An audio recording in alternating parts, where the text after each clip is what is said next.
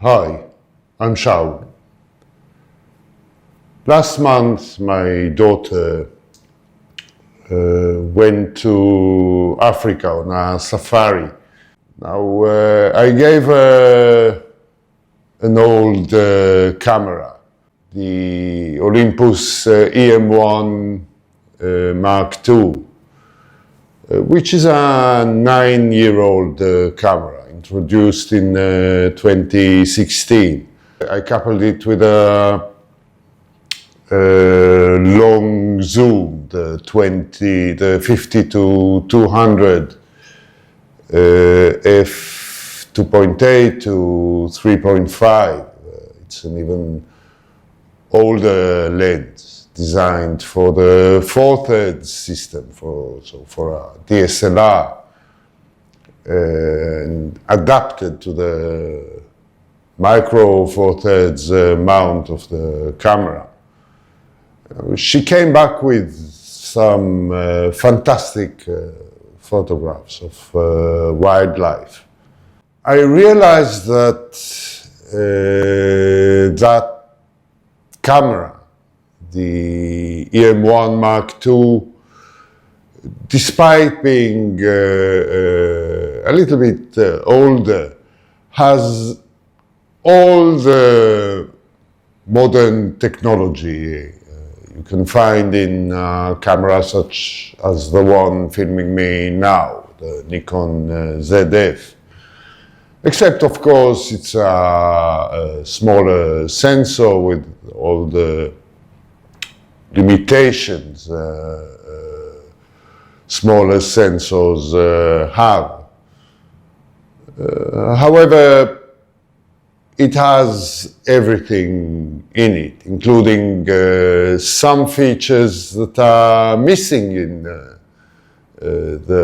this camera, such as internal focus stacking, used for macro photography especially, where focus stacking happens in camera. And the output is a JPEG image that is already stacked, already ready to use. In addition, it has focus shift, internal, which means the output is ready to use straight out of camera, unlike this camera, the ZF, where you get a series of images and you have to process them after exposure. The M1 Mark II has a feature called time composite, which creates long exposure photographs that are quite sophisticated. You can watch the image develop on the back LCD until you are happy with the result, and only then you stop it. So instead of estimating the length of the exposure you need for a starry night or other long exposure photographs, you can actually see what's going on and make a better decision. To cut the story short, there is really not much useful innovation that can be introduced into stills photography these days. Of course, the features cameras have get incremental improvements. Autofocusing keeps becoming faster and more reliable. Processing power increases over time. But those improvements are hardly useful. Sometimes they are already much more than one needs. And other times the improvements are still not quite sufficient. For example, my problem with automatic white balance. I don't think I've seen any better camera for auto white balance than the old Olympus E3, which is now maybe 18 years old. Because it had a dedicated white balance sensor at the front of the camera, while modern cameras lack that sensor, and they still struggle in this department. Video is different. There is still a lot of useful innovation possible. Every increment in readout speed, in writing speed, is useful, because those are true limitations to the quality of the footage you might capture. Any improvement in audio technology will be useful to you, because you can achieve a better sound, which is still quite limited in current cameras. Improvements to image stabilization, whether IBIS or electronic or even optical image stabilization, will be useful. They will mean you don't need to attach your camera to a gimbal. In video or cinema, there are three different user tiers. The first one is content creators. I don't mean creators who have camera-specific content, but just anyone who posts to YouTube. Now this user usually seeks simple tools that offer satisfactory results straight out of camera, and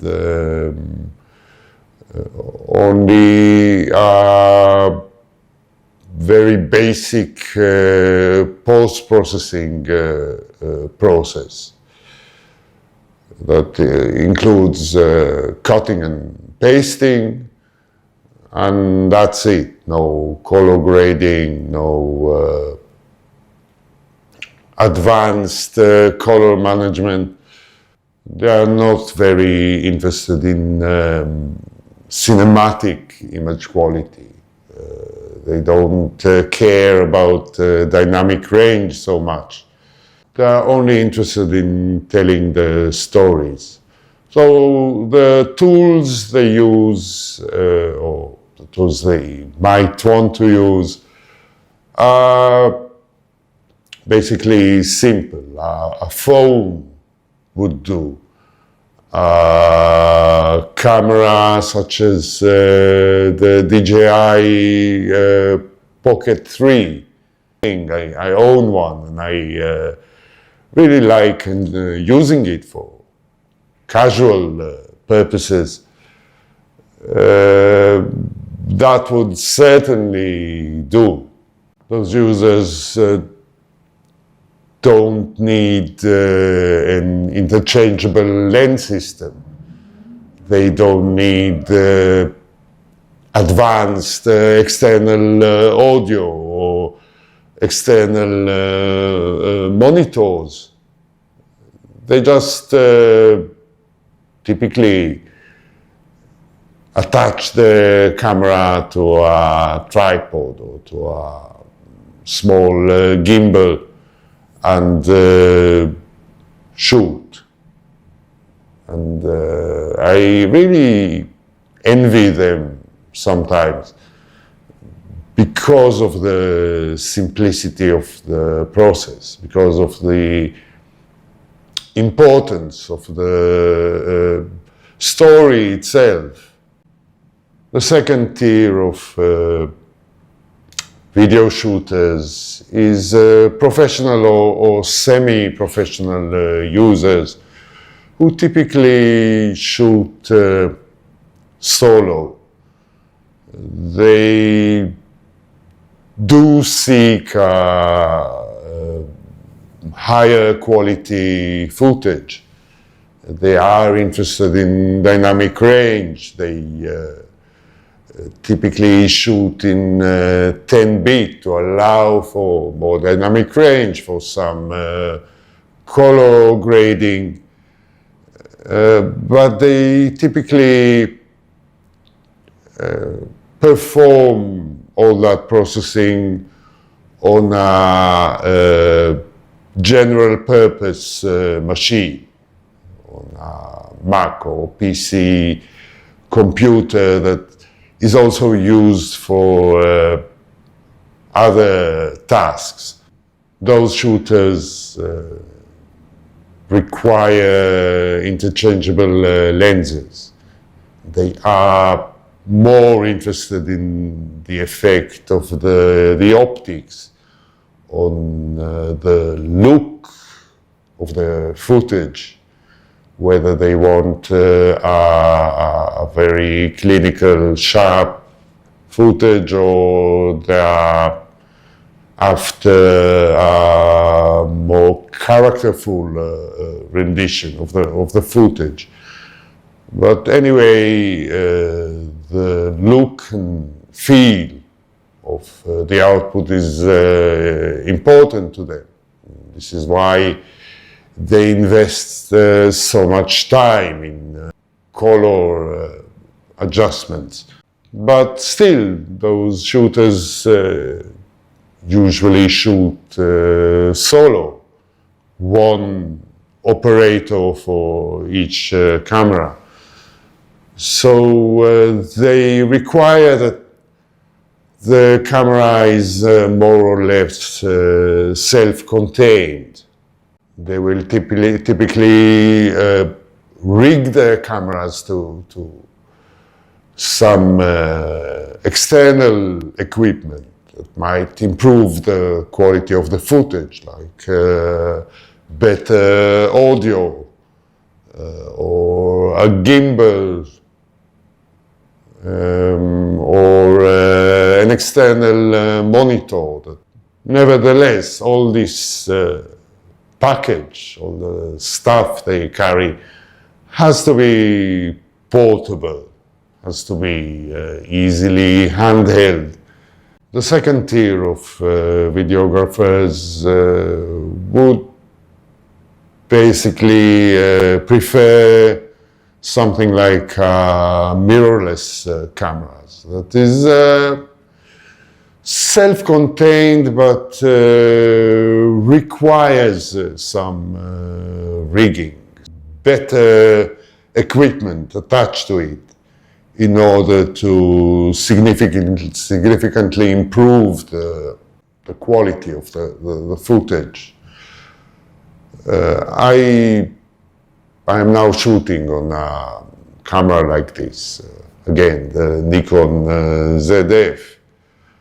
And I am sitting quite close to the camera and can easily see myself on the flip screen. I can check the focus. I'm using an external microphone, lavalier attached to the camera, because the audio in the camera is not very high quality. And in such a talking head video, I think that the clarity of my voice is quite crucial. If I use this camera for a more dynamic shooting scenario, I would probably need to rig it to a gimbal. I would probably need an external monitor too. Perhaps I would need a different power solution in order to extend the possible shooting time. The last tier of video shooters is cinematographers. For them, there is one goal that is over everything else. It's the quality of the footage. They're looking for the utmost quality. Cinema footage is typically shot by crews. There are multiple operators, each in charge of a single aspect of the footage. There is an audio operator, at least one, sometimes more than that, a camera operator, a focus puller, if you prefer working with a manual focus lens, which cinematographers usually do. Cinematographers use all sorts of stabilizing equipment, like dollies, like sophisticated gimbals that account for camera movements. And of course, they depend on a lot of rigging. Many cinema cameras are basically just boxes with a digital sensor on the back and a lens mount in the front. And a lot of buttons, switches, connectors that allow to connect other types of equipment. They usually prefer to shoot RAW, that allows for a lot of flexibility in post-production. You can set the ISO value and white balance after shooting, which is a great advantage if you want full flexibility in post-processing. They process the footage on dedicated machines. I must stress that I'm not a great video shooter. I prefer stills as my expressive genre. Stills is more concise. It can tell a story by capturing only one moment in time. It's akin to poetry, and is a little bit more challenging. Video is akin to prose. It stretches the time. So it's a different genre altogether. I mainly shoot those talking heads, like now. This is my main use of video, and for that I'm more than happy with the tools I have. I do not need a more dedicated video camera. However, the evolution of the tools made available to videographers is fascinating to me. Mainly because, as I said before, there is not much innovation in stills photography. So to satisfy my curiosity, my excitement over camera gear, I do look at what happens in the video world, which has been quite a lot recently. That brings me straight to the announcement of the Nikon ZR, which is this manufacturer's first attempt in creating a video dedicated camera. And I think it's quite an interesting attempt. The Nikon ZR is a box-like camera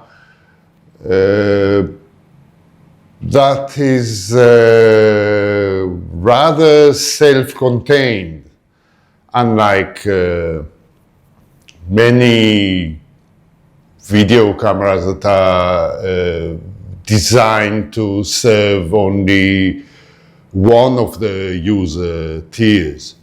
First of all, it has internal image stabilization taken from the company's mirrorless cameras. It has complete weather sealing. It has advanced audio solutions built in, such as a very flexible set of internal recording microphones. It has internal 32-bit flow technology, which allows some flexibility in setting the sound levels. It has a very large back LCD, which is tilting, so it might make an external field monitor redundant. But it also features a lot of compromises, especially for advanced users. It has a micro HDMI port for external monitoring, which makes attaching an external monitor quite challenging. The position of the card slots is somewhat peculiar, because it's inside the battery compartment, which is, if you ever rig this camera, you will have to dismantle the rigging in order to reach the card. However, if you insert a large enough card,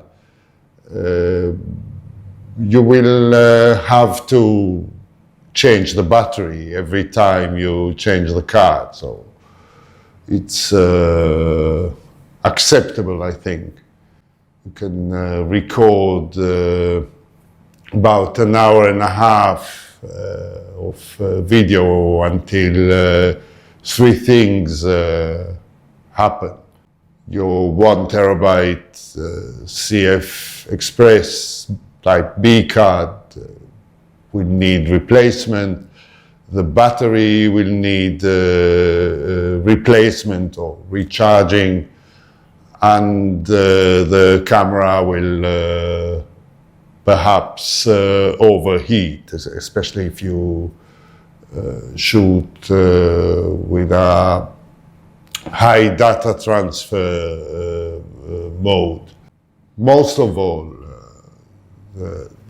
the headline feature of this camera is its ability to shoot in three flavors of RAW format.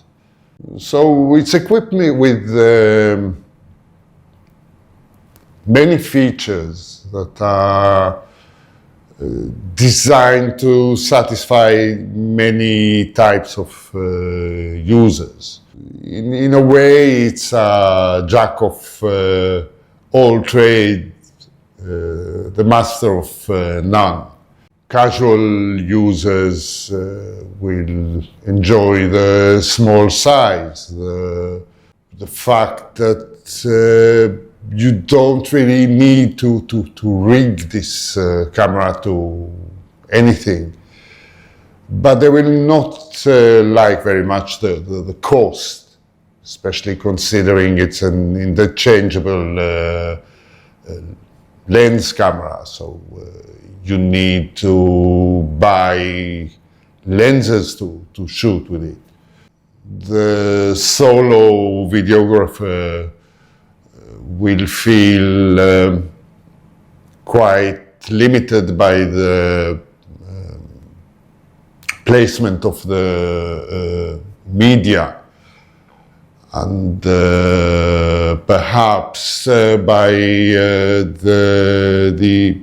the small HDMI port, but they will enjoy the good overheating protections, the EBIS, the weather sealing, and the advanced internal audio. Cinematographers will appreciate the high flexibility of the outputs, the flexible post-processing options and capabilities. They will appreciate the lens mount. The Z mount is perhaps the most adaptable of all. You can mount on it almost any lens in existence, new or vintage. However, cinematographers will probably criticize the fact that this camera does not lend itself to rigging. It does not have a time code, does not have an option to operate multiple cameras. It does not have the best exposure tools. The thing is that this camera is a lot cheaper than its equivalents. So, however you look at it, it makes a compelling proposition. At least for most of the advanced users. It combines many features that may apply to many tiers, and it can actually affect the typical workflow in many of the genres. To me, it is fascinating. This is only one example of how different features can be mixed and matched in order to assist the production of videos, of cinema. A manufacturer that is a newcomer to this world can really revolutionize the industry in some ways. An esoteric feature like the 32-bit float audio is really useful. The advanced and flexible RAW shooting capabilities are an opportunity for casual videographers to try to experience